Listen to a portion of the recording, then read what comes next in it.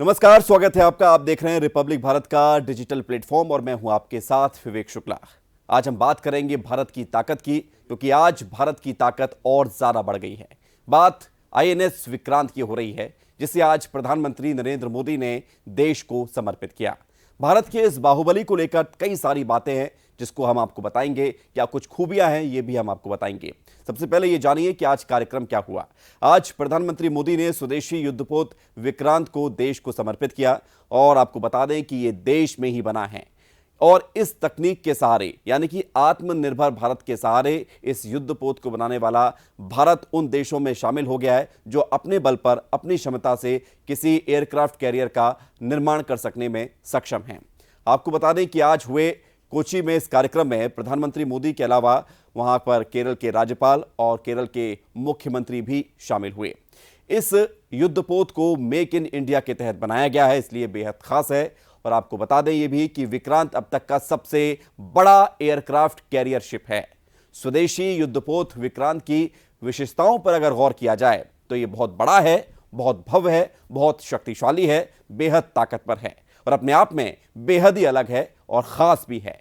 इतना ही नहीं, 21वीं सदी के भारत की कड़ी मेहनत, प्रतिभा, प्रभाव और प्रतिबद्धता का ये जीता जागता प्रमाण है और इस स्वदेशी युद्धपोत का नाम विक्रांत ही रखा गया है। विक्रांत आपको याद होगा, आईएनएस विक्रांत हमारे पास पहले भी रहा है, जिसने 1971 के भारत पाकिस्तान युद्ध में अहम भूमिका निभाई थी और उसी के नाम पर इसे विक्रांत रखा गया है। इसका नाम आईएनएस विक्रांत। इसे इस तरह भी कहा जा सकता है कि आईएनएस विक्रांत का पुनर्जन्म हुआ है या फिर ये और ज्यादा बड़े अवतार के साथ अब हमारे और आपके बीच में है। इस युद्धपोत में 76% स्वदेशी सामान का इस्तेमाल किया गया है। इस शिप के अलग अलग जो पार्ट्स थे वो देश के 18 राज्यों में तैयार किए गए। इसे बनाने में तकरीबन 20,000 करोड़ रुपए की लागत आई है। इस पोत का वजन 45,000 टन है और इस पोत का डिजाइन नौसेना के वॉरशिप डिजाइन ब्यूरो ने तैयार किया है। इसका निर्माण सार्वजनिक क्षेत्र के शिपयार्ड कोचिन शिपयार्ड लिमिटेड ने तैयार किया है। यह युद्धपोत 262 मीटर लंबा है, अच्छी खासी इसकी लंबाई है। उधर 62 मीटर यह युद्धपोत चौड़ा है। इसके अलावा अगर इसकी गति की बात की जाए तो इसकी अधिकतम गति 28 नॉट मील है। विक्रांत में करीब 2200 कंपार्टमेंट है। इतने बड़े कंपार्टमेंट के साथ ये अपने आप में बड़ा एक युद्धपोत है। इसके चालक दल के अलावा 1600 सदस्यों के लिए खाने पीने का इंतजाम कर सकने में इसकी कैपेबिलिटी है। आपको बता दें कि भोजन की ज़रूरतों को पूरा करने के लिए इसमें कई सारी किचन्स हैं, इसमें अस्पताल भी है। इस स्वदेशी युद्धपोत की ताकत की अगर बात करें तो आईएनएस विक्रांत अपने आप में ही समुद्र के ऊपर तैरता एक एयरफोर्स स्टेशन के जैसा ही है। इस पर लगी मिसाइलें दुश्मनों के नापाक मंसूबों को नेस्तनाबूद कर देने में सक्षम हैं। आईएनएस विक्रांत से 32 बराक 8 मिसाइल दागी जा सकेंगी। इस युद्धपोत पर ब्रह्मोस मिसाइल की भी तैनाती होगी।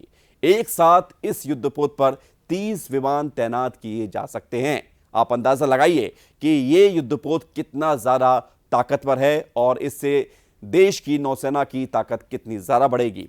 इसी के साथ भारत उन चुनिंदा देशों की फेहरिस्त का हिस्सा बन गया है जिनके पास ऐसे बड़े युद्धपोतों के निर्माण की घरेलू क्षमताएं हैं।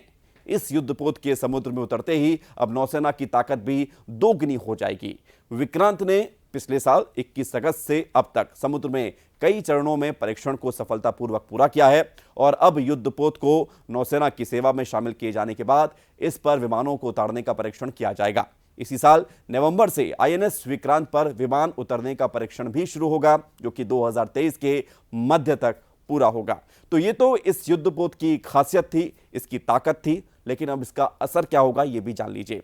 पाकिस्तान और चीन भारत के पड़ोसी देश हैं और भारत को खतरा भी इन दोनों देशों से सबसे ज्यादा बना रहता है। खासतौर से अगर समुद्री सीमा की बात की जाए तो पाकिस्तान और चीन दोनों ही देशों से सबसे ज्यादा खतरा भारत को होता है और खासतौर से अरब सागर और बंगाल की खाड़ी में ये युद्धपोत एक बड़ी भूमिका निभाएगा और भारत का समुद्री व्यापार भी इसी मार्ग से होता है। खासतौर से दक्षिण चीन सागर में चीन का जिस तरह से जो प्रभुत्व है वो बढ़ रहा है और चीन लगातार जिस तरह से विस्तारवादी सोच के साथ काम करता है, उसके लिए ये युद्धपोत होना बेहद ज़रूरी था। उधर पाकिस्तान के लिहाज से भी अगर बात की जाए तो जिस तरह से इसमें मिसाइलों की तैनाती होगी, इसमें जंगी जहाज तैनात किए जाएंगे, तो युद्ध के क्षेत्र से भी, सामरिक दृष्टिकोण से भी, देश की रक्षा से भी जुड़े हुए मसलों पर भी ये युद्धपोत भारत के लिए बेहद कारगर साबित होगा। आईएनएस विक्रांत एक बार फिर से भारतीय सेना का हिस्सा बना है, भारतीय नौसेना का हिस्सा बना है। इससे भारत की ताकत में इजाफा तो होगा ही, आईएनएस विक्रांत की जो कमी थी पिछले कुछ सालों से, वो कमी भी दूर होगी। हालांकि आईएनएस विक्रांत के शामिल होने से ये देश गौरवान्वित महसूस कर रहा है और पूरा देश इस समय ये महसूस कर रहा है कि इस युद्धपोत के शामिल होने से भारत की ताकत में ना सिर्फ इजाफा हुआ है, बल्कि आत्मनिर्भर भारत की दिशा में जो कदम उठाए जा रहे हैं उसको भी बल मिला है। रिपब्लिक भारत के डिजिटल प्लेटफॉर्म पर आज के लिए इतना ही। बाकी खबरों के लिए देखते रहिए रिपब्लिक भारत। नमस्कार।